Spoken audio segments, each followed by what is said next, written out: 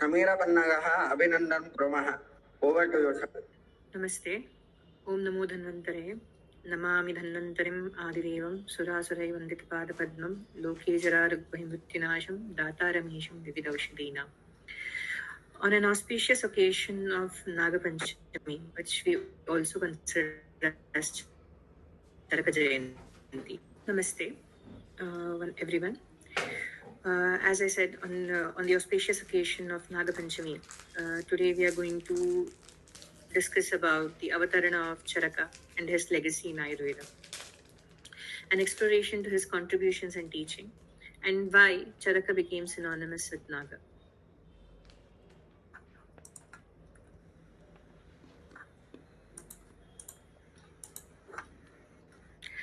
So, when we talk about the word Charaka, Rudra Vyakya, one of the textbooks, explains Charaka as skilled in their practice of yoga, adept in performing mudras, expert in respective disciplines, and are those who break or challenge the false doctrines. So Charaka is a title according to Rudra Vyakya, because the first mention of the word Charaka, we see it in the Krishna Yajurveda.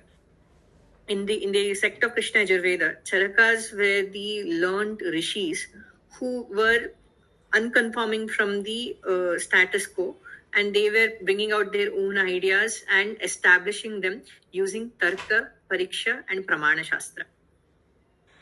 So when we talk about the word Charaka, Charati iti Charaka.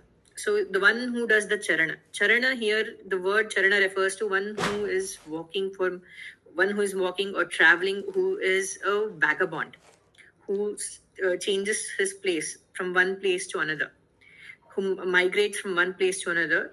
And here, Charaka got his name because he was a traveling doctor.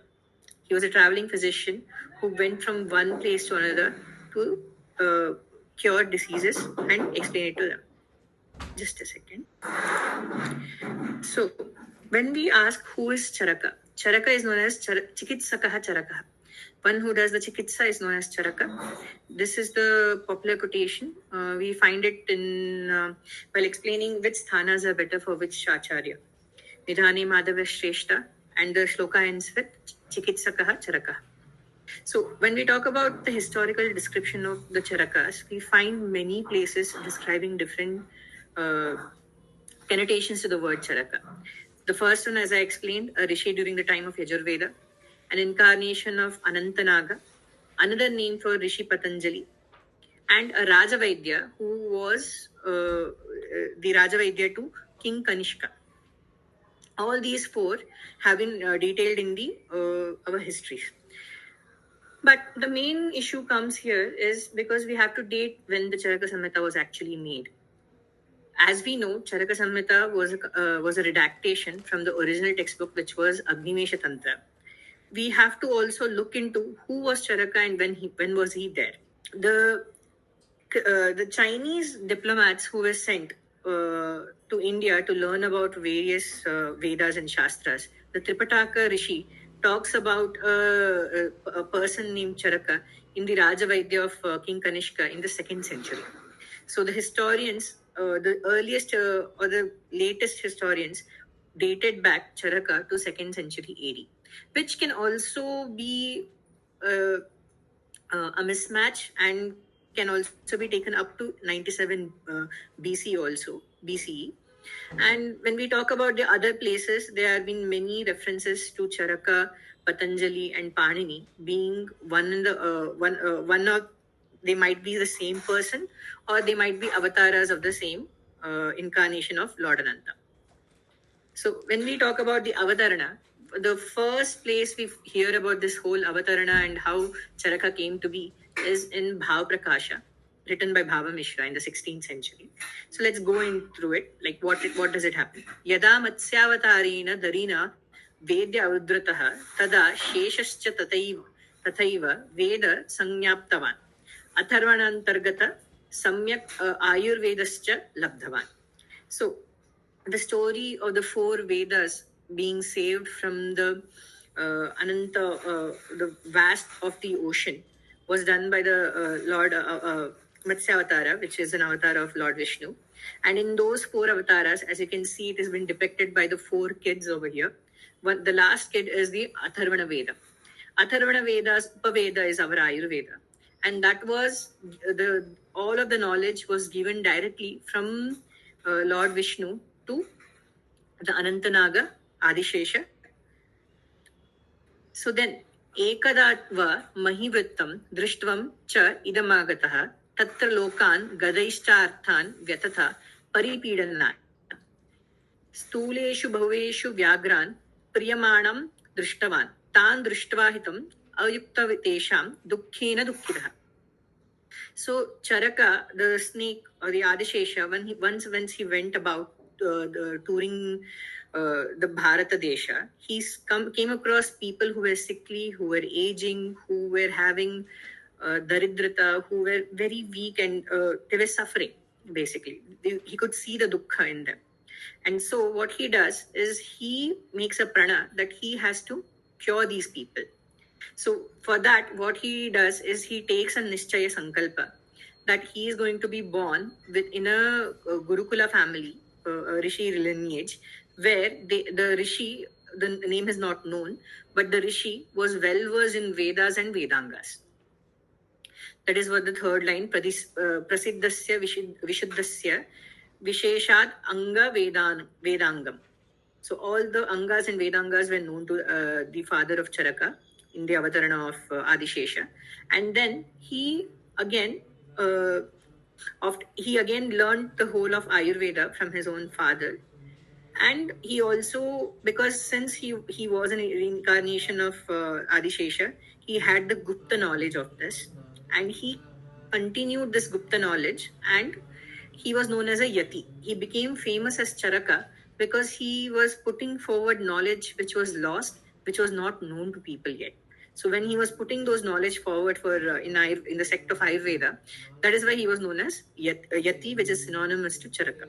He was a sage. So then what he does is Atreyasya Munehi Shishyaha Abhimanesha Bhavan Sunayohu Bhavaha Krutha Tantram Swam. So again, we come across the shloka where it talks about Atreya students. Punarvasu Atreya had many students. They were Agnivesha, Parashara, Bhela, we had Harita. All were students of Atreya Rishi. And they had made their own tantras regarding Ayurveda. And what Charaka did was, the main canon says it is just Agnivesha Tantra he had taken, but he had also referred the rest of the books, the Harita Samhita, the Bhela Samhita, and compiled together and chose what to redact and what not to redact in the Agnivesha Tantra and made it his own. That was Charaka Samhita. So when we talk about the three rupas, like as in the invocation, Shravan had talked about this shloka. Patanjala Mahabhashyam Charaka Prati Sanskritaihi Manovakaya Doshanam Hatre Hripatre Namaha. So when we talk about this particular quotation, here they are talking about the three rupas of the Adishesha. Adishesha Ananta has three rupas in Ayurveda. That is, one is Panini, Patanjali, and Charaka. So Patanjali, as we know, he is also the father of yoga, and he is attributed to the Manas, the treatment of Manas. And he also had his own Ayurvedic text, which was known as Patanjala Tantra, which is lost to us right now. Then we have Panini. Panini is the grammarian scholar. The Vyakarana Shastra was aggregated to Paninian grammar was described by him. And he also talks about the spashtata or the uchara doshas. He talks about how we can cure them in his book Ashtadhyayi and others. When we talk about the Charaka, as we know, he is best for the chikitsa of Kaya.